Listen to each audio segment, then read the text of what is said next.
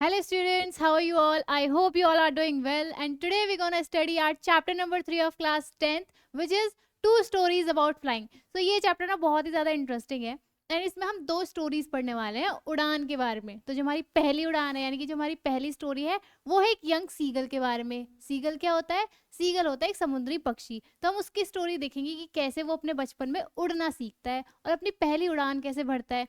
अच्छा, आपने देखा होगा ना कि कैसे बचपन में बच्चे चलना सीखते हैं। स्टार्टिंग में जब वो सीख रहे होते हैं तो कई बार वो गिरते हैं, फिर खड़े होते हैं, संभलते हैं, फिर चलने का ट्राई करते हैं एंड धीरे धीरे करके एक ऐसी स्टेज आ जाती है फाइनली जब वो बहुत ही अच्छे से चलना सीख जाते हैं। फिर वो दौड़ना भी सीखते हैं, सारी एक्टिविटीज में बिल्कुल परफेक्ट हो जाते हैं। और याद है कैसे बचपन में हम लोगों ने साइकिलिंग सीखी थी। स्टार्टिंग में तो बहुत डर लगता है कि भाई अगर साइकिल चलाने का ट्राई भी करेंगे ना तो गिर जाएंगे, और गिर गए तो चोट लग सकती है। लेकिन फिर भी हम हिम्मत जुटाते हैं कि भाई साइकिल तो सीखनी पड़ेगी, है ना। और धीरे धीरे जब हम ट्राई करते हैं तो फाइनली साइकिल में भी बिल्कुल एक्सपर्ट हो जाते हैं। तो वैसे ही हम देखेंगे यहाँ पर कि कैसे एक छोटा सा सीगल हमारा जो स्टार्टिंग में बहुत ज़्यादा डर रहा होता है अपनी पहली उड़ान भरने से, वो फाइनली जब वो उड़ान भरता है, उड़ान के लिए अपनी पहली जंप लगा देता है, तो वो बहुत ही अच्छे से उड़ना भी सीख जाता है, बिल्कुल एक्सपर्ट बन जाता है उड़ने में। एंड जो हमारी सेकंड स्टोरी है वो है एक ब्लैक एरोप्लेन के बारे में, जो कि काफ़ी इंटरेस्टिंग, मिस्टीरियस और एडवेंचरस स्टोरी है। ठीक है, तो फटाफट से शुरू करते हैं। तो हमारी जो पहली स्टोरी है उसका नाम है हिज फर्स्ट फ्लाइट। ठीक है, एंड हिज फर्स्ट फ्लाइट नाम कुछ सिमिलर सा नहीं लग रहा, कुछ जाना पहचाना। फर्स्ट फ्लाइट हमारी बुक का भी तो नाम है ना, फर्स्ट फ्लाइट। सो इसी स्टोरी से हमारी बुक का नाम लिया गया है। एंड ये जो स्टोरी है वो लिखी है लियामो फ्लहर्टी ने। ठीक है, ये इसके राइटर हैं। देन हमारी जो सेकंड स्टोरी होगी वो इसी चैप्टर में, जो कि है द ब्लैक एरोप्लेन। ठीक है, सेकंड स्टोरी का नाम क्या है? The black aeroplane. ये लिखी है फ्रेडरिक फॉर्सिथ ने। ठीक है, दोनों ही जो स्टोरीज है वो काफ़ी ज़्यादा अमेजिंग है, इंटरेस्टिंग है। तो बिल्कुल मज़े के साथ फटाफट से शुरू करते हैं। तो पहले हम जानते हैं हमारे फर्स्ट ऑथर के बारे में, जिन्होंने हमारी पहली स्टोरी जो सीगल वाली हमारी स्टोरी है ना, हिज फर्स्ट फ्लाइट, वो लिखी है। ये है लियामो फ्लर्टी। यहाँ पर आप इनकी पिक्चर देख सकते हैं। तो इनके बारे में थोड़ी बहुत बातें जान लेते हैं। He was born on August 28, 1896 in Ennismore, Arran Islands, County Galway, Ireland, and he was died on September 7th, 1984 in Dublin. He was an Irish novelist, short story writer, whose works combine brutal naturalism, psychological analysis, poetry, and biting satire with an abiding respect for the courage and persistence of the Irish. यानी कि Irish के जो लोग होते थे ना, उनके करेज के लिए, उनकी जो दृढ़ता थी, उनका जो करेज था, उसके प्रति अपनी रिस्पेक्ट शो करने के लिए उन्होंने बहुत सारी शॉर्ट स्टोरीज लिखी, बहुत सारी पोइट्रीज लिखी एंड अपनी राइटिंग के थ्रू, अपने काम के थ्रू वो अपनी रिस्पेक्ट शो करते थे उनके लिए। ठीक है, देन अब बढ़ते हैं अपनी फाइनली स्टोरी की तरफ। ठीक है, स्टोरी पढ़ लेते हैं फटाफट से। बहुत ही इंटरेस्टिंग मज़ेदार स्टोरी है बिल्कुल। ठीक है, तो ये हमारा छोटा सा सीगल होता है, इसी के बारे में हमें बात करनी है इस पूरी स्टोरी में। ठीक है, ये बेचारा छोटा सा सीगल है, तो देखो इसकी क्या कंडीशन है, मैं स्टार्टिंग में ही बताई हुई है। The young seagull A young seagull finds himself alone on a ledge while his siblings have already flown away। यानी कि जो हमारा छोटा सा सीगल है ना, वो अकेला होता है एक लेज पर। लेज क्या होता है? यानी कि एक पहाड़ी है, एक प्लेट्यू समझ लो आप।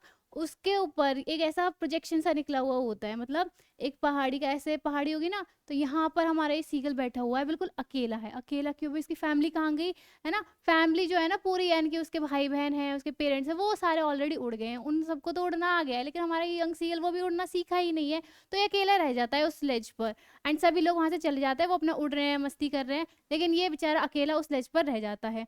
ठीक है, अब ये नहीं कि हमारे सीगल ने बिल्कुल भी ट्राई नहीं किया उड़ने का, उड़ना सीखा नहीं है। ऐसा नहीं है कि उसने खुद से कभी ट्राई नहीं किया उड़ने का, नहीं, बहुत बार ट्राई किया हमारे सीगल ने, बहुत बार कोशिश की है। पर उसको डर इतना ज़्यादा होता है कि भाई अगर मैंने उड़ने का ट्राई करा ना, उड़ने के लिए अगर जंप लगाई, तो जो नीचे समुद्र है, जो वास्ट सी है, उसमें मैं गिर जाऊंगा, और उसमें गिर गया तो भाई फिर तो मेरा दी एंड है, डूब के मर जाऊंगा मैं उसमें, है ना। तो इतना ज़्यादा डर होता है कि वो कभी कोशिश ही नहीं करता है, वो उड़ने के लिए जंप लगा ही नहीं पाता है। कई बार वो कोशिश करता है, वो आगे जाता है, जैसे हम लोग जैसे आप लोगों को अगर बोला जाए कि आपको हाई जंप और लॉन्ग जंप लगानी है, तो हम थोड़े डिस्टेंस पे जाके ऐसे दौड़ के आते हैं ना, एंड फिर जंप लगाते हैं। तो वैसे ही हमारे जो छोटू से सीगल है, कई बार ट्राई करता है कि पीछे जाके दौड़ के आएगा एंड जंप लगाने की कोशिश करेगा, लेकिन जैसे ही वो आगे जाता था, अपने पंखों को ऐसे फैलाता था कि भाई अब मैं जंप लगाऊंगा, लेकिन नीचे देखते ही उसकी बैंड बज जाती थी, ठीक है, कि इतना बड़ा वास्ट सी था, उसको देख के उसे इतना ज़्यादा डर लग जाता था कि भई अगर मैंने उसमें जंप लगाई ना तो मेरा तो दी एंड हो जाएगा, यहीं पे मेरी कहानी खत्म हो जाएगी, तो मैं नहीं लगा रहा हूँ जंप, ठीक है? मुझे नहीं उड़ना, मैं तो यहीं अकेला इस लेज पर ही सही हूँ, मैं यहीं रह लूँगा, मुझे नहीं जाना कहीं पे, ठीक है? तो वो इतना ज़्यादा उसे डर लग रहा होता है। यहाँ पर अब देखो ये ऐसी लेज पर यहाँ पे रहता है हमारा सीगल, एंड नीचे बहुत ही बड़ा वास्ट सी होता है ग्रीन कलर का, ठीक है? अब वो बहुत ज़्यादा डरता है उड़ने से, एंड यहाँ पे देखो क्योंकि उसको लगता है कि उसके विंग्स सपोर्ट नहीं करेंगे उसे। उसे क्या लग रहा होता है कि अगर मैंने जंप लगा भी दी ना तो ये जो मेरे पंख है, जो विंग्स है ना, वो मुझे बिल्कुल भी सपोर्ट नहीं करेंगे उड़ने के लिए। ये मुझे उड़ान ही नहीं देंगे, यानी कि उड़ ही नहीं पाऊँगा मैं इन विंग्स के थ्रू, ठीक है? तो इतना ज़्यादा वो नेगेटिव सोच रहा होता है इस बारे में। वो छलांग ही नहीं लगाता, भई अगर छलांग लगेगा, बर्ड है, बर्ड के विंग्स होते हैं, उड़ने के लिए तो होते हैं, लेकिन अगर वो कोशिश ही नहीं करेगा तो वो उड़ना कैसे सीखेगा? वो उसे इस बात को समझता ही नहीं है। Unable to gather the courage. अब जो हमारा सीगल है ना, उसकी जो फैमिली है, उसके कुछ छोटे बहन-भाई भी हैं, ठीक है? तो वो छोटे बहन-भाई हैं, तो उसके विंग्स भी तो छोटे होंगे ना, छोटे पक्षी के विंग्स भी छोटे होंगे, तो वो भी उड़ना सीख गए थे, मतलब उन्हें भी उड़ना आ गया था, वो भी उड़ रहे थे, आसमान में अपना मौज-मस्ती कर रहे हैं, खूब मज़ा कर रहे हैं, लेकिन हमारा यंग सीगल वो अभी उड़ना ही नहीं सीखा है, क्योंकि वो अपना करेज ही गैदर नहीं कर पाता है, यानी कि हिम्मत ही नहीं जुटा पाता है उड़ने के लिए, एंड वहीं उसी लेज पर रह रहा होता है।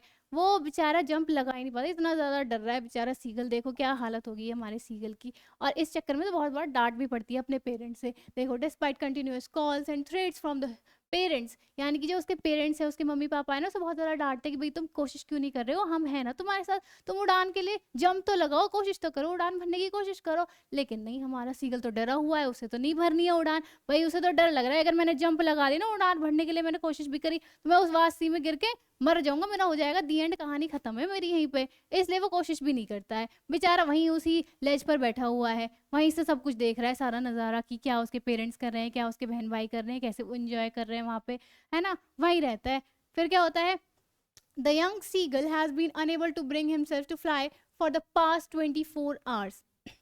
अब देखो, जो उसके पेरेंट्स हैं, जो उसके सिबलिंग्स हैं, वो इतना परेशान हो जाते हैं, उसे हिम्मत देते हैं, उसको उसको समझाते हैं कि भाई तू उड़ने की कोशिश तो कर, लेकिन वो नहीं समझ रहा होता है। अब वो गुस्से में आकर उसे मतलब थ्रेट्स देते हैं, मतलब उसको बहुत ज़्यादा कहें कि जैसे आपको धमकाते हैं, या पेरेंट्स आपको अगर कुछ भी आपको पनिश पनिश तो नहीं कहेंगे, लेकिन थोड़ा डाँट देते हैं ना, डाँट लगाते हैं, वैसे ही हमारे सीगल के जो पेरेंट्स हैं, वो भी डाँट लगाते हैं उसे, भई तू उड़ नहीं सकता, तू पक्षी है, तो तेरा उड़ने का ही तो काम है, तो अपनी लाइफ़ कैसे काटेगा आगे जाके, है ना? अपने फूड के लिए कैसे सर्च करेगा? उड़ के ही तो जाएगा वो दूसरी लोकेशन पे, जभी तो उसे फूड मिलेगा।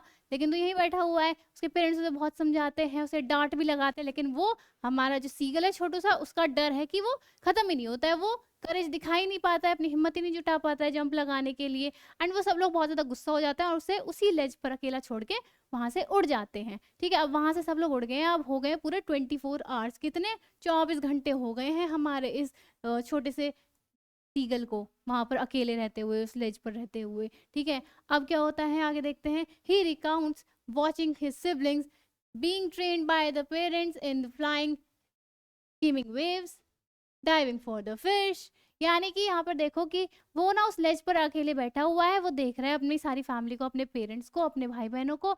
जो उसके पेरेंट्स है ना, वो जो उसके और भाई बहन है, छोटे बड़े भाई बहन है, उनको सिखा रहे होते हैं अलग अलग टेक्निक्स उड़ने की, जैसे कि skimming waves, diving for the fish, यानी कि फिश पकड़ने के लिए अपना प्रे, यानी कि शिकार पकड़ने के लिए कैसे डाइव लगाना है, जो वेव्स आती हैं बड़ी बड़ी लहरें, उनको कैसे पार करना है, बिल्कुल समुद्र के ऊपर से कैसे फ्लाइट उड़ानी है, मतलब उड़ान भरनी है। तो अलग अलग टेक्निक्स सिखा रहे होते हैं कि एक पंख ऊपर करके ऐसे टेढ़े मेढ़े, या जो भी उनकी अलग अलग टेक्निक्स होती हैं वो सब सिखा रहे होते हैं, बिल्कुल एक्सपर्ट कर रहे होते हैं उड़ान में। वो सारा व्यू जो है हमारा सीगल उसी लेज से देख रहा है, अकेला बैठा हुआ, है ना? देखो क्या कंडीशन है बेचारे सीगल की, लेकिन उसने भी तो कोशिश नहीं की। अगर वो भी कोशिश करता तो वो भी उनके साथ होता, है ना? तो करेज इसीलिए कहते हैं कि हमेशा ना हिम्मत नहीं हारनी चाहिए कभी भी हमें लाइफ में, ठीक है? लेकिन देखो आगे क्या होता है।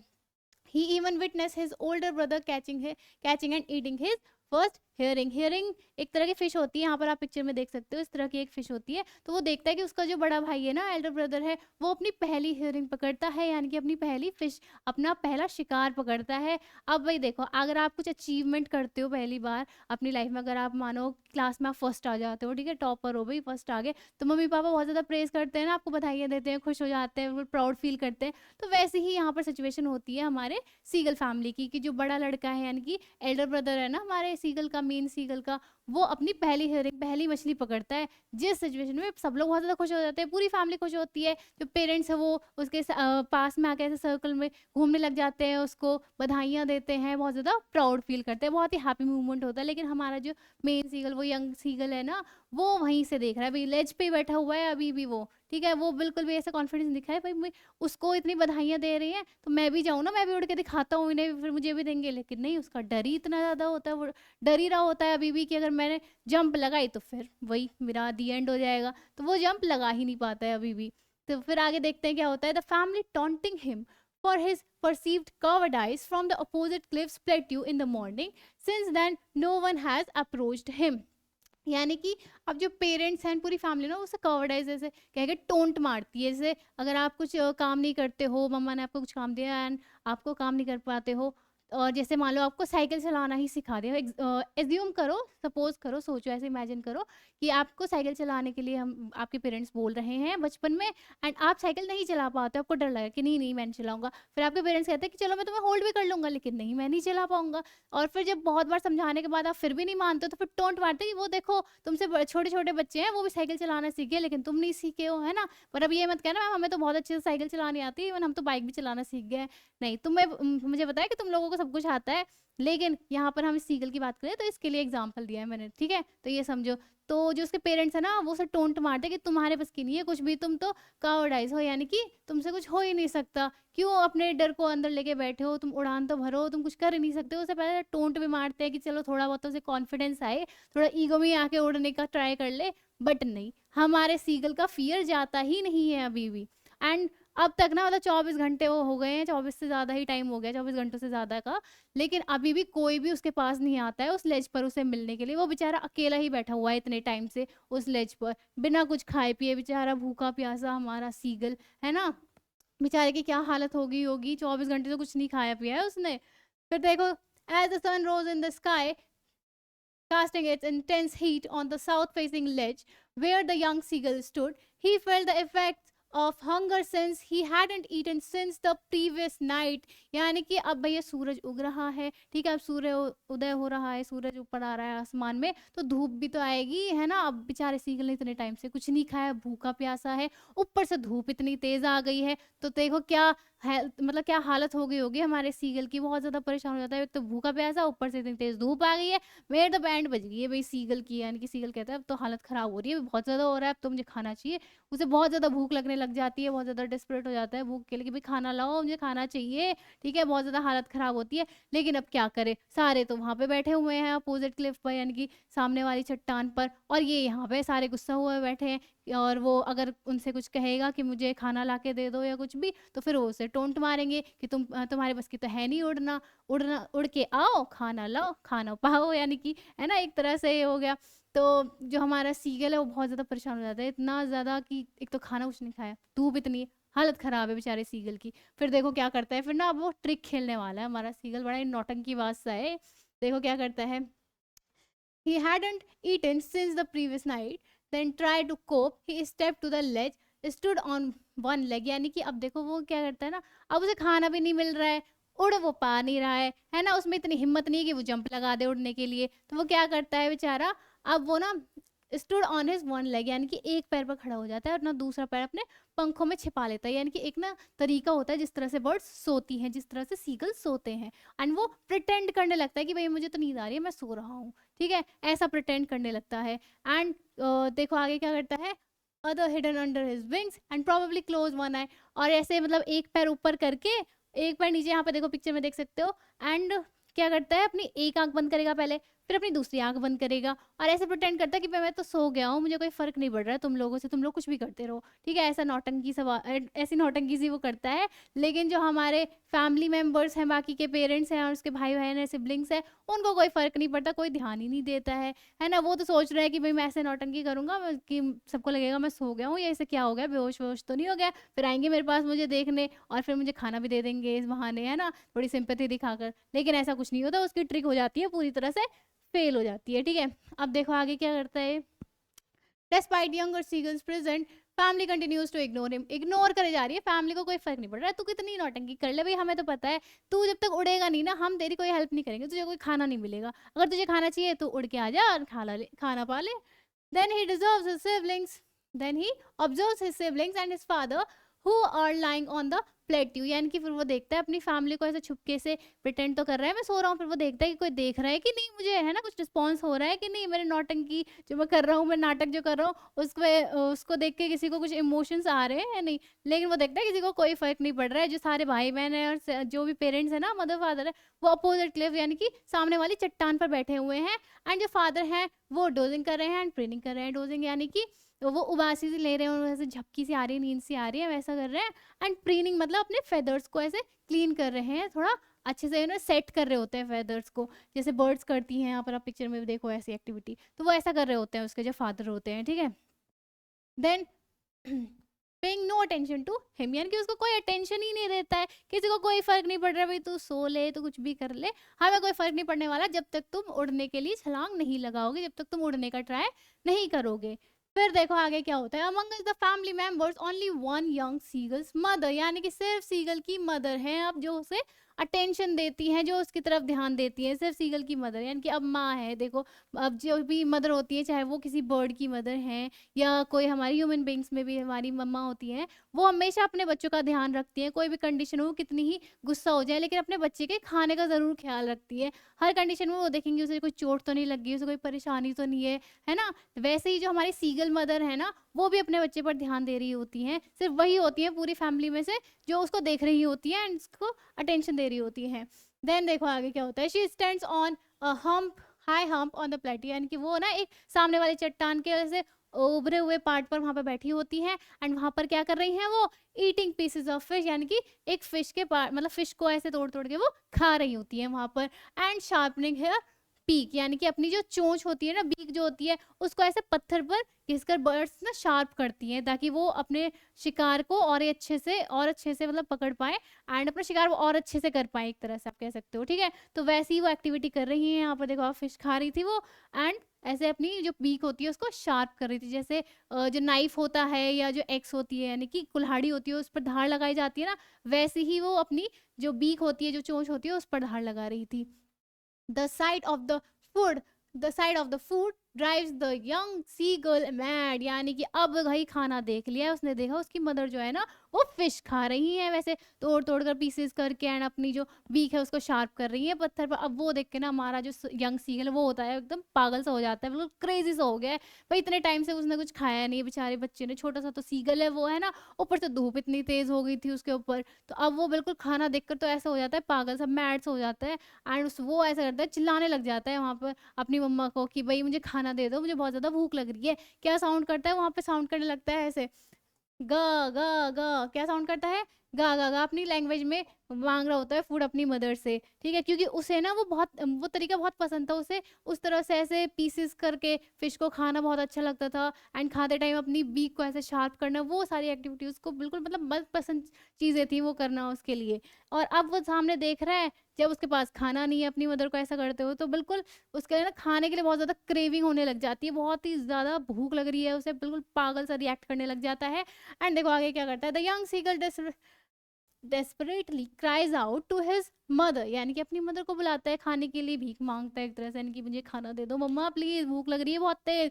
Then initially she responds with a derisive scream, यानी कि स्टार्टिंग में तो जो उसकी मम्मा है वो क्या कहती है, वो अपनी जो लैंग्वेज होती है बर्ड्स की उसमें कहती है ग कॉल अ, क्या बोलती है, ग कॉल अ, ऐसा वो कहती हैं। अब इसका मतलब क्या है, मतलब अब हमें बर्ड्स की लैंग्वेज तो आती नहीं है, यानी कि वो पहले यही कहती होंगी कि भाई तू उड़ के आ जा, अगर तुझे खाना चाहिए है ना, इस बहाने तो उड़ेगा तो सही, कम से कम वो उड़ना तो सीख जाएगा। तो ऐसे बोलती है कि अगर खाना चाहिए तो इधर आ जाओ, उड़ के आ जाओ, देन तुम्हें मिल जाएगा खाना। लेकिन जो हमारा यंग सीगल है उसका डर ही इतना ज़्यादा होता है कि वो उड़ ही नहीं पाता है, एंड वो वहीं से चिल्ला रहा होता है कि मुझे खाना दे दो, भूख लग रही है, ऐसा करके, ठीक है।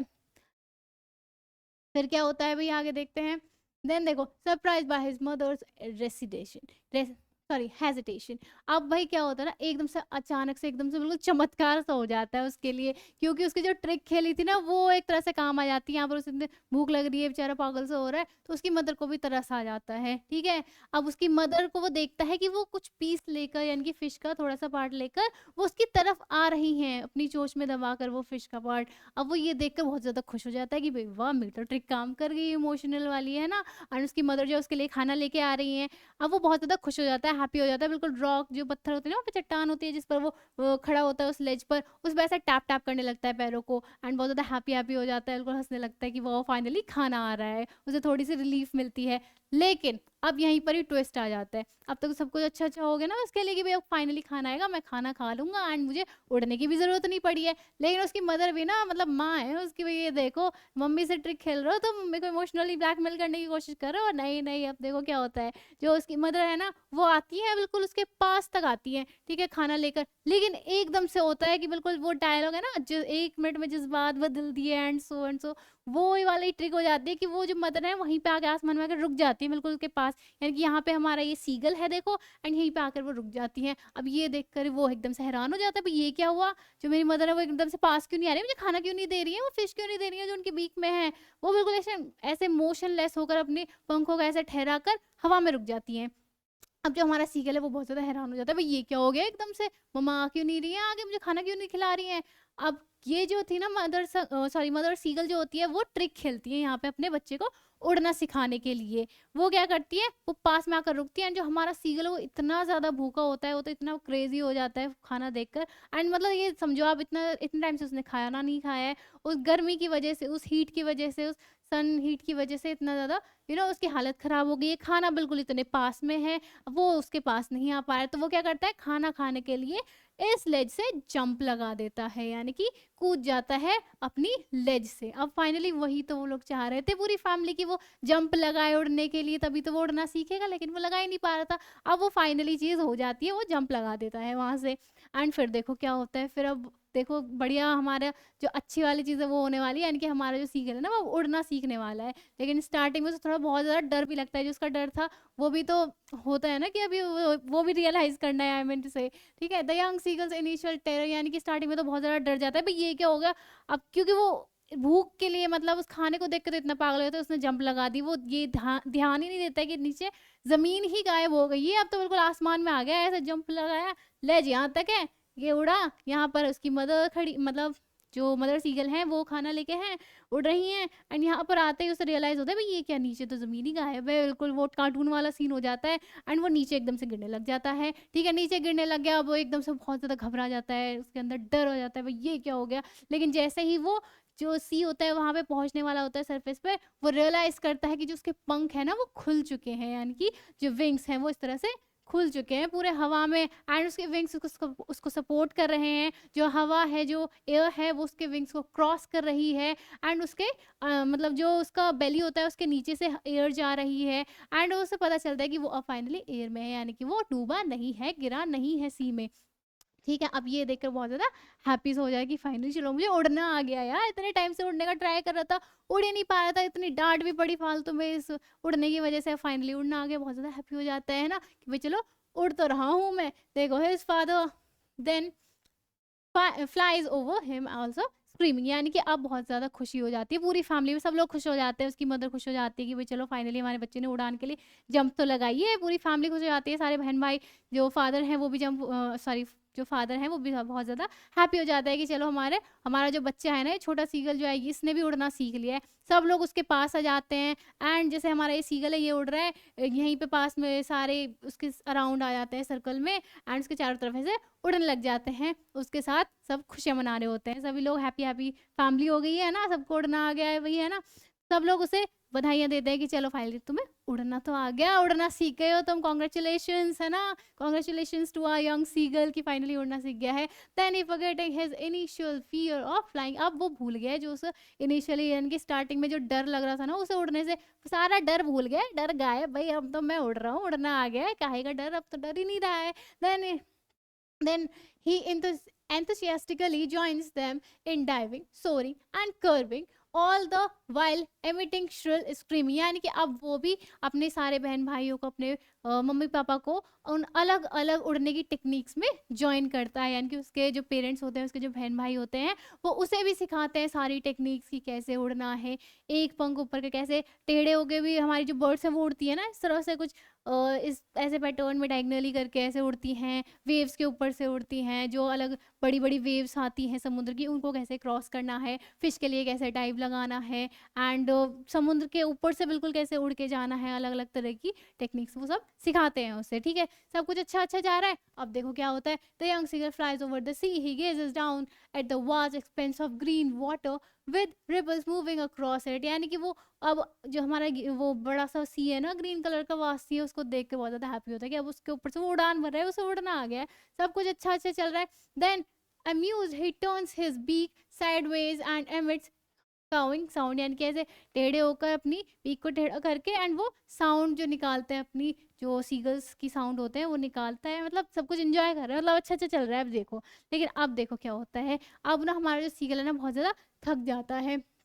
The young seagull sees his family on a green expanse below, यानी कि वो देखता है कि अब फाइनली जो सारे मेंबर्स हैं ना, जो फैमिली के मेंबर्स हैं, यानी कि उसके पेरेंट्स हैं, उसके जो भाई बहन है, सारे सिबलिंग्स हैं, वो सी पर आके ऐसे बैठ जाते हैं, जो सीगल्स होते हैं ना वैसे पानी पे ऊपर बैठ जाते हैं जब वो थक जाते हैं, या फिर उनको शिकार करना हो तो उसके लिए भी वैसे घात लगा के बैठ सकते हैं, लेकिन शिकार वो मेनली डाइव करके ही करते हैं। ठीक है, तो ये समझो आप, ऐसे वो बैठ जाते हैं उस पानी पे आकर, उस सी पर आकर, तो सब लोग ना उसको बुलाते हैं कि भाई नीचे आ जाओ, तुम भी बहुत ज़्यादा थक गए होगे, इतने टाइम से उड़ रहे हैं हम लोग, एंजॉय कर रहे हैं, लेकिन अब थोड़ा रेस्ट कर लेते हैं, और ये भी सीखो कि तुम कैसे सी पर बैठना होता है हमें, है ना।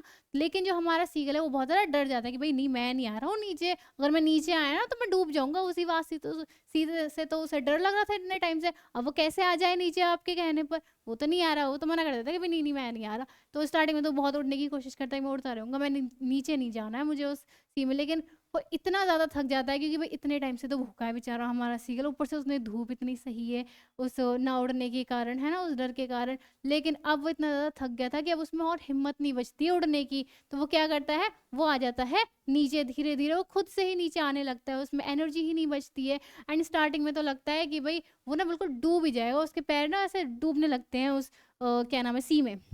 ठीक है, स्टार्टिंग में वो पैर उसके डूबने लगते हैं, तो उसे बहुत ज़्यादा डर लगता है, भाई मैं तो डूब गया, मैं तो गया। लेकिन फिर क्या होता है, फिर होता ये है कि हमारा जो सीगल है उसे रियलाइज होता है कि वो फ्लोट कर रहा है भाई सी पे, यानी कि जो हमारा वास सी है, ग्रीन कलर का सी है, उसके ऊपर बैठा हुआ है, वो नीचे डूब ही नहीं रहा है, पैर तो सिंक हो गए, पैर तो डूब गए, लेकिन उसकी जो बेली है वो उसके ऊपर फ्लोट कर रही है। अब ये देखकर वो बहुत ज्यादा हैप्पी हो जाता है कि भाई उसे ना फ्लोट करना भी आ गया है, यानी कि सारी टेक्निक्स में ना बिल्कुल हमारा जो यंग सीगल है वो बिल्कुल एक्सपर्ट हो गया है। एंड इस बात से जो सारे फैमिली मेम्बर्स है उसको बहुत ज़्यादा प्रेज करते हैं, प्राउड फील करते हैं, उसको कॉन्ग्रेट्स कहते हैं, है ना, सब लोग बहुत ज़्यादा हैप्पी होते हैं, सब बढ़िया सी एंडिंग हो गई है हमारे आगे। एंड एंड में क्या करते हैं सभी लोग, उसे स्क्रैप्स ऑफ डॉग फिश, यानी कि ये खाने को देते हैं, एक तरह की डॉग फिश होती है, मतलब फिश होती है एक तरह की, तो ये उसे देते हैं खाने के लिए, भाई इतने टाइम से कुछ नहीं खाया, कुछ खाना खाने तो बनता है ना। तो यहीं पर जो हमारी फर्स्ट स्टोरी है वो हो जाती है बिल्कुल एंड। तो आई होप आपको ये स्टोरी अच्छे से समझ आ गई होगी, बहुत ही इंटरेस्टिंग प्यारी सी स्टोरी थी हमारे एक यंग सीगल की। अब बढ़ते हैं आगे अपनी सेकेंड स्टोरी की तरफ, जो कि है द ब्लैक एरोप्लेन। एंड ये किसने लिखी है, ये लिखी है हमारे ये जो राइटर हैं फ्रेडरिक फॉर्सेथ ने, and he is an English novelist and journalist, and he is the best known for thrillers such as The Day jackal, यानी कि ये इन्होंने जो राइटिंग्स लिखी है, इन्होंने जो काम किए हैं फेमस जो हैं इनके लिए, उनके नाम यहाँ पर दिए गए हैं, यहाँ पर आप देख सकते हो, मैं आपको इन्हें हाईलाइट्स करके दिखा देती हूँ। ठीक है, ये इनके अलग अलग बड़े बड़े जो राइटिंग्स लिखी हैं, काम है, उनके नाम यहाँ पर दिए गए हैं। एंड इनके बारे में कुछ और चीज़ें बताई हुई हैं, जैसे कि उन्हें अवार्ड्स कौन से मिले हैं, Edgar award for best novel, Cartier diamond एगो एंड मोर, यानी कि और भी बहुत सारे अवार्ड्स मिले हैं इनकी राइटिंग्स के लिए। ठीक है, इनके चिल्ड्रन के नाम यहाँ पर, इनके पेरेंट्स के नाम दिए गए हैं। तो मेनली ज़्यादा हमारे जो 10th का सिलेबस है उसमें ऑथर के बारे में ज़्यादा आता नहीं है, मेनली जो आता है वो है उनका नाम आता है। ठीक है, कौन से चैप्टर के कौन से ऑथर हैं, तो वो हमें मेनली पता होना चाहिए। But if you want to know more such more information about the author, then you can read from here. Then हम फाइनली बढ़ते हैं अपनी स्टोरी की तरफ, जो कि है द ब्लैक एरोप्लेन, यानी कि काफ़ी इंटरेस्टिंग है। जैसे मूवीज़ में देखते हो ना थ्रिलर और सस्पेंस, मिस्टीरियसनेस, एडवेंचर, वही सब हम इस स्टोरी में भी देखने वाले हैं। बिल्कुल मज़ेदार स्टोरी है, बिल्कुल एडवेंचरस स्टोरी है। देखो मिस्ट्री भी है, जैसे हम बहुत सारी मूवीज़ में होता है ना, लास्ट में क्वेश्चन मार्क आ जाता है कि भाई बताओ अब आगे स्टोरी में क्या हुआ होगा, ये काम किसने किया होगा, वैसा ही यहाँ पर भी एक क्वेश्चन छूटने वाला है।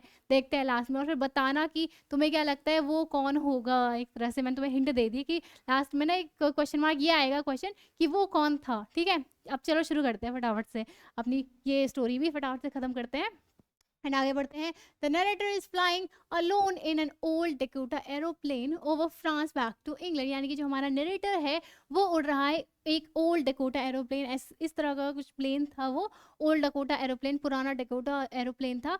उसमें वो बैठकर उड़ रहा होता है फ्रांस से इंग्लैंड जाने के लिए। फ्रांस से वापस कहाँ जा रहा है? इंग्लैंड जा रहा है भाई उसमें। ठीक है, the moon is rising in the east, यानी कि जो मून है, जो चांद है, वो ईस्ट से उदय हो रहा है। The stars shining in the clear sky, और जो स्टार्स हैं यानी कि जो तारे हैं वो क्लियर स्काई में चमक रहे हैं। यानी कि जो मौसम है ना बिल्कुल क्लियर है, बढ़िया है, कोई बादल वादल नहीं है, बिल्कुल साफ मौसम है। ठीक है, ये कंडीशन दी हुई है, अभी ज़्यादा नहीं है मून राइजिंग, बस ये देख लेना कि मौसम ना बिल्कुल साफ है, चांद उदय हो रहा है इससे, एंड जो स्टार्स है बिल्कुल शाइन कर रहे हैं। देन आगे देखते हैं, the narrator expresses happiness about being alone high above the sleeping countryside। अब जो हमारा नरेटर है ना वो उड़ रहा है कंट्री साइड में, यानी कि जो नीचे पूरी कंट्री है हवा में, हमारा जो नरेटर है वो तो उड़ रहा है ना भाई, अपना ओल्ड डेकोटा उड़ा रहा है, तो वो नीचे देखता है कि पूरी कंट्री में ना लाइट्स, यानी कि रात का समय है, तो देखो रात में तो लाइट्स जलती है ना, तो बहुत ही सुंदर सा नज़ारा होता है कि पूरी कंट्री में लाइट जली हुई है, बिल्कुल प्यारा सा जो कंट्री है वो दिखाई देता है, बहुत ज़्यादा हैप्पी होता है वो सीन देख कर। फिर देखो आगे क्या होता है।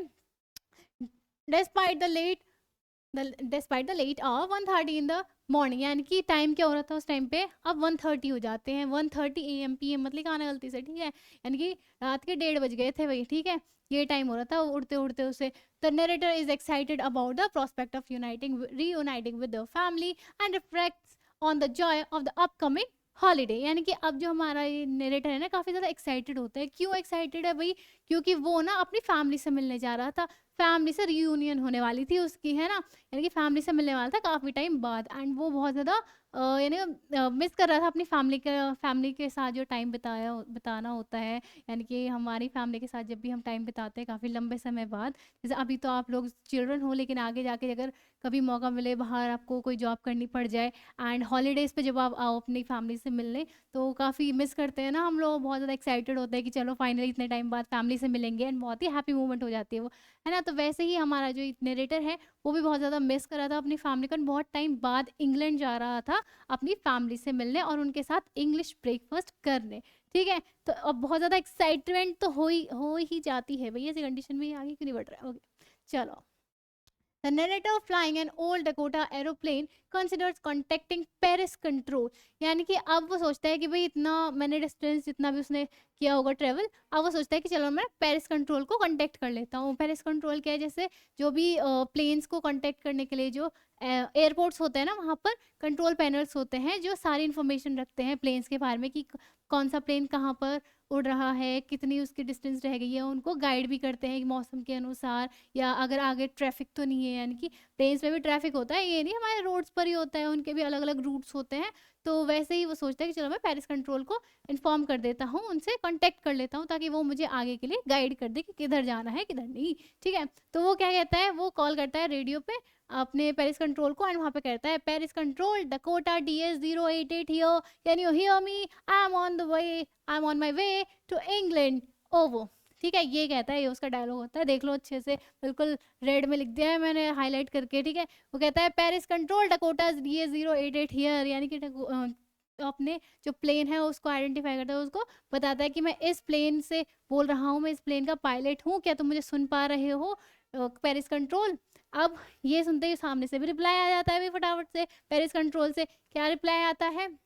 The narrator receives a prominent response from the Paris control, DS088 I can hear you, yes DS088 हम तुम्हें सुन सकते हैं, you ought to turn 12 degree west, यानी कि अब वो उसे कहते हैं कि आपको 12 डिग्री वेस्ट की तरफ मुड़ना है। ठीक है, 12 डिग्री वेस्ट मुड़ जाओ भाई, अब टर्न हो जाओ DS088 ओवर। ठीक है, इतनी इतना उनका सामने से रिस्पॉन्स आता है। फिर जो हमारा नरेटर है वो मैप चेक करता है, कंपास चेक करता है डायरेक्शन के लिए एंड स्विच करता है अपने second and last fuel tank को। अब ये देखो बहुत ही इंपॉर्टेंट पॉइंट है यहाँ पर कि अपने कौन से फ्यूल को वो ऑन करता है, टर्न करता है, सेकंड एंड लास्ट, ठीक है, second and last fuel tank को वो ऑन कर देता है। अब ये समझो उसके पास सिर्फ एक टैंक का फ्यूल था, ठीक है, जितना भी उस प्लेन में होता है, ठीक है, जो भी उसकी कैपेसिटी होती है सिर्फ उतना फ्यूल बचता है और जो कि इंग्लैंड पहुंचने तक के लिए सफिशियंट होता है, ठीक है।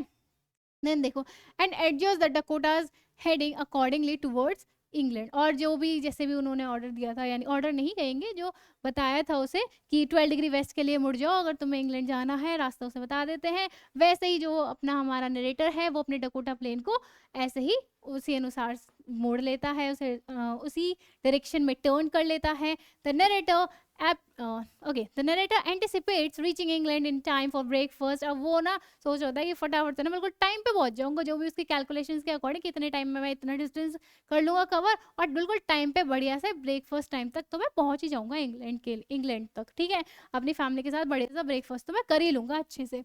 देन देखो while flying away from Paris approximately 150 kilometre, अब वो कितना दूर आ गया है, पेरिस से 150 किलोमीटर्स दूर आ गया है, इतना डिस्टेंस उसने कवर कर लिया है, ठीक है। Behind the narrator encounters ominous storm clouds that resemble massive black mountains obstructing the sky ahead। यानी कि अब तो बिल्कुल अच्छा अच्छा प्यारी प्यारी लाइफ चल रही है, बिल्कुल पॉजिटिव पॉजिटिव वाइब्स आ रही थी, है ना, लेकिन अब आ जाता है ट्विस्ट हमारी कहानी में, ठीक है, क्योंकि स्टार्टिंग में तो हम देखते हैं ना मूवीज बड़ी अच्छी अच्छी कहानी चल रही है, बिल्कुल बैकग्राउंड स्टोरी बताते हैं, लेकिन फिर जब आता है ट्विस्ट, जब आता है ना मजा, भाई अब आएगा मजा, तो है ना, अब आ गया ट्विस्ट जो हमारी स्टोरी है। तो देखो यहाँ पर हमारी स्टोरी में क्या आया है ट्विस्ट।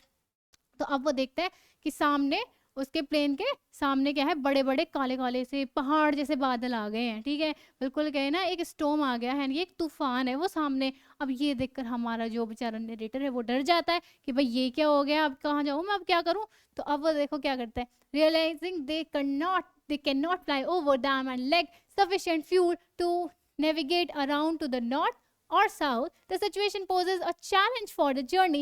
यानी कि ये जो सिचुएशन है ना, एक चैलेंज दे देती है कि अब कैसे जाऊँ, अब कैसे जाएगा हमारा नरेटर। अब उसके पास जो फ्यूल था, मैंने आपको स्टार्टिंग में बताया, वो इतना ही था कि वो इंग्लैंड तक पहुंच पाए।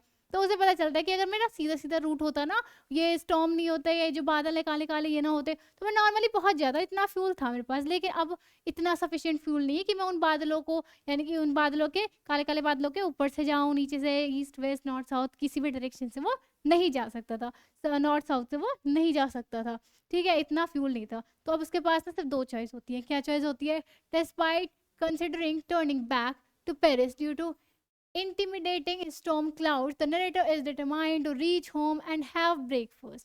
अब उसके पास एक चॉइस तो ही होती है कि भाई जहाँ पर वो है उससे या तो वापस से पेरिस चला जाए, ठीक है, पेरिस वापस मुड़ जाए, अपने जो डकोटा है उसको टर्न कर ले पेरिस के लिए। एंड जो दूसरी चॉइस होती है वो होती है कि भाई उस क्लाउड में घुस जाओ सामने, यानी कि उस स्टॉर्म में घुस जाओ। अब जो हमारा नरेटर है उसे इतनी ज़्यादा इतना ज़्यादा क्या कहें, इतने टाइम से वो वेट कर रहा था, इतनी ज़्यादा, okay I am forgetting the word, okay, यानी कि उसे ना अपनी फैमिली से मिलना था, ठीक है, बेसिकली ये बात है। एंड वो बहुत ज़्यादा शिद्दत से अपनी फैमिली से मिलना चाह रहा था इतने टाइम से, तो वो डिसाइड करता है कि भाई मैं वापस नहीं जा रहा हूँ, मैं वापस डकोटा को नहीं मोड़ूंगा पेरिस के लिए, एंड सीधा उन बादलों में घुस जाता है, उस स्टॉर्म में, उस तूफान में घुस जाता है। क्योंकि हमारे जो नरेटर है उसका बिल्कुल मूड हो जाता है कि आज ना कुछ खुराफाती करना है, आज कुछ डेयरिंग करते हैं, ठीक है, तो वो सीधा उन बादलों में अपने डकोटा को ले जाता है, आगे बढ़ जाते हैं वो अपनी फ्लाइट को लेकर। Then upon entering the storm clouds visibly inside the old Dakota becomes entirely black. यानी कि अब वो जैसे अंदर जाता है ना, यहाँ पर देखो एक पिक्चर दी हुई है, तो उन बादलों में यानी कि इतना अंधेरा होता है अंदर, उसको कुछ दिखाई ही नहीं देता है, सिर्फ काले काले बादल हैं, अंधेरा हो रखा है, कुछ दिखाई नहीं दे रहा है, ना नीचे दिखाई दे रहा है कि शहर है, कौन सी कंट्री है, या सी आ गया है, क्या कंडीशन है, कुछ नहीं दिखाई दे रहा, सिर्फ काला अंधेरा है बहुत ज़्यादा। हमारा जो नरेटर उसकी हालत ख़राब हो जाती है, भाई ये क्या हो गया है, बहुत ज़्यादा डर लगने लगता है उसे। आगे देखो क्या होता है, the aircraft experiences turbulence jumping and twisting. यानी कि हमारा जो ब्लैक एरो सॉरी हमारा जो मेन डकोटा प्लेन है, ओके, ठीक है, तो वो ना बहुत ज़्यादा टर्बुलेंस होने लगती है, यानी कि वो हिलने लगता है ऐसे, बहुत ज़्यादा जंप करने लगता है, बहुत कंडीशन से ख़राब होने लगती है, ठीक है, क्योंकि देखो यहाँ पे इमेज में? बादल हैं, बादलों में हो सकता है बिजली भी हो, है ना? बहुत खराब सा मौसम होता है और वो तूफ़ान वाला है वो सीन ये समझो, ठीक है? तो बहुत ज़्यादा टर्बुलेंस होने लगती है, ट्विस्ट करने लगता है एयर में, हवा में। द नरेटर शॉक्ड, यानी कि हमारा नरेटर शॉक हो जाता है। क्यों शॉक होता है? इतनी सारी चीज़ें देख ली कम है? नहीं, अभी तो और भी देखना है। देखो क्या देखता है वो देखता है कि जो कंपास है ना वो स्पाइन कर रहा है, यानी कि घूम रहा है एंडलेसली, एंडलेसली यानी कि गोल-गोल घूमने लगता है। जैसे हम देखते हैं ना मूवीज़ में, जैसे हॉरर स्टोरीज़ में आपने देखा होगा कि कैसे हॉरर स्टोरीज़ में जब भी कोई भी कैरेक्टर किसी हॉरर लोकेशन पे जाता है, तो वहाँ पे जो कंपास होता है, उनकी नीडल्स ऐसे एंडलेसली घूमने लग जाती हैं, गोल-गोल घूमती रहती हैं। तो वैसी कंडीशन हमारा जो नरेटर है वो भी देखता है अपने डकोटा प्लेन में। देन क्या होता है, अदर इंस्ट्रूमेंट ऑल्सो फेल, यानी कि जो बाकी के इंस्ट्रूमेंट्स होते हैं वो भी फेल हो जाते हैं, वो भी काम करना बंद कर देते हैं। एंड वो देखता है and attempts to use the radio prove futile, यानी कि जो हमारा रेडियो है जिसपे उसने पूछा था ना, पेरिस कंट्रोल को कांटेक्ट किया था, वो भी बंद हो जाता है। वो उस पे पूछता है hello hello Paris control can you hear me, but सामने से कोई रिस्पॉन्स नहीं आता है, यानी कि उसका कनेक्शन पेरिस कंट्रोल से भी टूट गया था। उसका रेडियो भी पूरा फेल हो जाता है, काम करना बंद कर देता है, डेड हो जाता है, क्योंकि उसको कोई भी रिस्पॉन्स मिलता नहीं है पेरिस कंट्रोल से। The situation becomes increasingly precarious, okay, as key navigating and communication tools cease to function, यानी कि कम्युनिकेशन सारी टूट गई है, सारे जो इंस्ट्रूमेंट्स है वो काम करना बंद कर गए हैं। एंड जो हमारा प्लेन है उसमें हो रही है बहुत ज़्यादा टर्बुलेंस, हिल रहा है, जंप कर रहा है इधर उधर। अब देखो क्या होता है, आई हैड नो रेडियो, यानी कि मेरे पास रेडियो भी नहीं है जो मैं मेरी हेल्प कर पाए, मुझे हेल्प के लिए ना मेरे पास कंपास है। And I couldn't see where I was, और ना मुझे पता है कि भाई मैं कहाँ हूँ, किस लोकेशन पे हूँ, मुझे कुछ दिखाई नहीं दे रहा है, बाहर बिल्कुल अंधेरा हो गया है। I was lost in the storm, और मैं इस तूफान में खो गया हूँ, ठीक है? ये कंडीशन हो गई है हमारे जो पायलट है। Then in the black clouds quite near me, जो ब्लैक क्लाउड्स हैं बिल्कुल मेरे प्लेन के पास में हैं। आई सॉ अनदर एरोप्लेन, और वहीं पर मैं क्या देखता हूँ, एक अनदर प्लेन दिखता है उसे, एक दूसरा प्लेन दिखता है। एंड वो जो प्लेन होता है ना वो बहुत ही स्ट्रेंज अजीब सा होता है। क्यों? क्यों? वो देखो यहाँ पर इस तरह का कुछ प्लेन था वो। No lights on the wings, यानी कि उसके पंख जो होते हैं, इनकी प्लेन के जो विंग्स होते हैं ना उन पर लाइट्स नहीं होती, क्योंकि जनरली हर प्लेन पर लाइट्स होती हैं, यानी कि हर प्लेन के विंग्स पर लाइट्स होती है। जैसा आपने देखा होगा ना, रात को जब प्लेन छोड़ते हैं तो उनकी लाइट्स चली हुई होती हैं, ग्रीन रेड और जो भी होती है अलग अलग डिफरेंट डिफरेंट लाइट्स, वो जल रही होती है ताकि उनको रास्ता दिख पाए, है ना, सारे उनके डायरेक्शन पता चल पाए। लेकिन जो हमारा न्यू एरोप्लेन आया है ना कहानी में, ये स्ट्रेंज एरोप्लेन जो आया है, उसके विंग्स पर लाइट ही नहीं होती है। ये बहुत ही स्ट्रेंज चीज दिखी उसे। अब ये भी देखो, आगे देखो और क्या क्या स्ट्रेंज होता है। But I could see it flying next to me, लेकिन वो देख सकता था कि वो जो प्लेन है ना नया वाला, वो उसके डकोटा के पास में उड़ रहा है। And I could see the pilots face. अब देखो, पहले तो उसे भाई अपने प्लेन के बिल्कुल बाहर वाली चीजें भी नहीं दिखाई दे रही थी, इतना अंधेरा था, लेकिन अब उसे दूसरा प्लेन दिख रहा है पहली बार। चलो प्लेन तो बहुत बड़ा हो गया, उसमें बैठा हुआ पायलट का फेस भी दिखाई दे रहा है। देखो कितनी स्ट्रेंज, कितनी बिल्कुल अजीब सी बात नहीं होगी। लेकिन देखो ये जो हमारी स्टोरी है ना, मिस्टीरियस सी है काफी, ठीक है? तो अब देखो आगे और कहानी में क्या क्या होता है। अब तो बहुत ही मिस्टीरियस चीजें तुम्हें देखनी है आगे। देखो, आई could see the pilots face turn towards me, जो कि उसी को देख रहा था, ठीक है? अब जो हमारा नया पायलट है ना, वो हमारे फर्स्ट वाले पायलट को, हमारे नरेटर को ही देख रहा होता है। एंड वो बहुत ज़्यादा खुश हो जाता है कि भाई ऐसे जितना ज़्यादा स्टॉर्म है, इतना बड़ा तूफान है, इसमें कोई तो है मेरे सिवा, यानी कि मेरे साथ में कोई तो होगा। यहाँ पर अकेला मैं तो पता नहीं क्या ही होता मेरा हाल। अब चलो किसी और को देखकर थोड़ी सी राहत मिल जाती है हमारे नरेटर को। फिर क्या होता है, फिर वो देखता है कि जो नया वाला पायलट है ना, वो उसे देखकर ऐसे इशारा करता है कि चलो फॉलो मी, यानी कि मेरा पीछा करो, मैं तुम्हें गाइड करता हूँ। एक तरह से वो कहे कि उसे पता चल गया था कि जो हमारा नरेटर है वो थोड़ी मुश्किल में है, उसको हेल्प की ज़रूरत है। तो हमारा जो नया पायलट आया है कहानी में, वो उसकी हेल्प करता है। अब कैसे हेल्प करता है? The mysterious pilot turns north, यानी कि वो नॉर्थ की तरफ मुड़ता है, जो नया वाला पायलट आया है। Guiding the narrator's Dakota for easier following, यानी कि जो हमारा डकोटा प्लेन वाला है ना, हमारा मेन जो नरेटर है, जो पायलट है, उसकी हेल्प करता है। एंड उसके ये मान लो हमारा डकोटा एरोप्लेन है, एंड ये हमारा ब्लैक एरोप्लेन है, यानी कि जो नया वाला प्लेन है वो बिल्कुल उसके सामने आ जाता है, ताकि जो हमारा डकोटा है, जो हम यानी कि हमारा जो नरेटर है, वो उसको ईजिली फॉलो कर पाए, उसको ईजी पड़ जाए उसको फॉलो करना, ठीक है? एंड जो हमारा डकोटा वाला पायलट है, डकोटा वाला पायलट, ओके, जो हमारा नरेटर है, वो बिल्कुल ओबीडियंट चाइल्ड की तरह, यानी कि छोटे से बच्चे की तरह, जिसको बोल दिया जाए ना आपको सीधे सीधे लाइन में जाना, जैसे नर्सरी के बच्चे नहीं होते हैं, उनको मैम गाइड करते हैं कि बिल्कुल लाइन में जाना है, ऐसे ट्रेन बना के। तो वैसे ही हमारा जो पायलट है, जो हमारा नरेटर है, वो भी उस स्ट्रेंज एरोप्लेन के पीछे, उस ब्लैक एरोप्लेन के पीछे अपना डकोटा उड़ाने लगता है, ठीक है? एंड अब देखो क्या होता है। अब ये तो चल रहा है, बिल्कुल आधा घंटा हो गया है, कितना टाइम हो गया है, हाफ एन आवर हो गया है। अब तक तो हमारा बिल्कुल यही चल रहा है कि एक के पीछे एक प्लेन जा रहा है, ठीक है, हाफ एन आवर पूरा हो गया है। अब हमारा जो पायलट है वो अपना फ्यूल देखने लगता है कि भाई फ्यूल कितना बच गया है मेरे प्लेन में। अब वो फ्यूल देखकर फिर से घबराने लग जाता है, फिर से उठता टेंशन हो जाती है। क्यों टेंशन होती है कि सिर्फ 5 से 10 मिनट, कितने, 5 से 10 मिनट उड़ने लायक ही फ्यूल बचता है उसके डेकोटा प्लेन में, ठीक है, वरना वो क्रैश हो जाएगा अगर 5 से 10 मिनट में वो नहीं नीचे उड़ा, यानी कि नीचे उसने लैंड नहीं करा। लेकिन फिर वो देखता है स्ट्रेंजली जो हमारा नया ब्लैक एरोप्लेन है वो नीचे की तरफ जाने लगता है, ठीक है, नीचे की तरफ उतरने लगता है। तो हमारा जो डेकोटा है वो उसे फॉलो करने लगता है एंड सडनली वो रियलाइज करता है कि वो उन बादलों से बाहर आ गया है, बिल्कुल जो मौसम है वो बिल्कुल क्लियर हो गया है। एंड फिर उसे दिखती है सामने 2 लाइंस दिखाई देती हैं, इस तरह लाइट्स की लाइंस दिखाई देती हैं। जो क्या था, वो था रनवे, यानी कि एयरपोर्ट आ गया था। एंड वो ये देखकर बहुत ज़्यादा खुश हो जाता है हमारा नरेटर, ठीक है। एंड वो पीछे मुड़ के देखता है कि भाई मेरा दोस्त कहाँ गया जिसने मेरी हेल्प करी थी, वो स्ट्रेंज पायलट कहाँ गया, वो स्ट्रेंज एरोप्लेन वाला पायलट किधर है। लेकिन वहाँ पे कोई भी नहीं होता, मौसम बिल्कुल साफ है, कोई भी और एरोप्लेन नहीं है।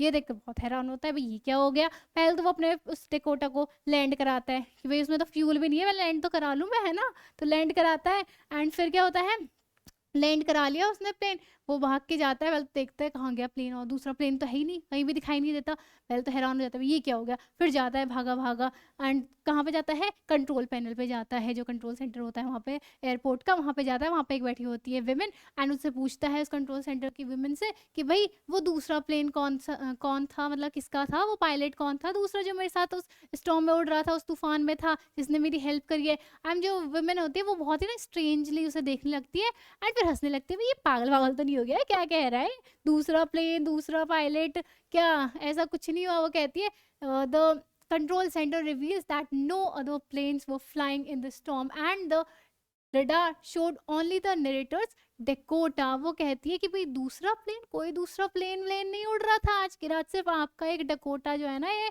डकोटा DS-088 सिर्फ यही उड़ रहा था जिसे मैं रडार पर देख पा रही थी, और कोई प्लेन था ही नहीं जो मैं डिटेक्ट कर पाऊँ, कोई और दूसरा प्लेन नहीं उड़ता है। एंड जो ये सुनकर हमारा जो नरेटर है वो पूछता है फिर अच्छा वो बताओ वो कौन था जिसने मेरी हेल्प करी, जिसने मुझे उस स्टॉर्म में से निकाला है। मेरे पास तो इतना फ्यूल भी नहीं था कि मैं रास्ता ढूंढ के एंड फिर लैंड कर पाऊँ। उसने तो मुझे बिल्कुल करेक्ट रास्ता बताया है, मुझे उसे थैंक यू भी तो करना है। लेकिन यहाँ पर पता ही नहीं चल पाता वो स्ट्रेंज एरोप्लेन कहाँ से आया, वो ब्लैक एरोप्लेन किसका था, उसमें पायलट कौन था। एंड यहीं पर ही हमारी कहानी क्वेश्चन मार्क के साथ खत्म हो जाती है, इस बड़े से क्वेश्चन के साथ खत्म हो जाती है। अब मैंने कहा था ना स्टार्टिंग में भी, बताओ कौन था वो, अब तुम बताओ, तुम गेस करो कि था कौन वो, कौन था वो स्ट्रेंज पायलट, कौन था वो स्ट्रेंज, किसका था वो स्ट्रेंज सा ब्लैक एरोप्लेन, ठीक है। और यहीं पर हमारे दोनों जो स्टोरीज है वो एंड होती हैं, ये चैप्टर। आई होप आपको बहुत अच्छे से समझ आ गया होगा। कोई भी डाउट है you can ask me in the comment section and keep preparing for the boards आ रहे हैं, बिल्कुल अच्छे से लगन लगा के, यानी कि बिल्कुल मेहनत से पढ़ाई करनी है, बिल्कुल स्कोर करने हैं हमने, आउट ऑफ मार्क्स लेके आने हैं, ठीक है। तो चलो मिलते हैं हम किसी और चैप्टर और पोएम के साथ नेक्स्ट वीडियो में, तब तक के लिए बाय बाय, टेक केयर।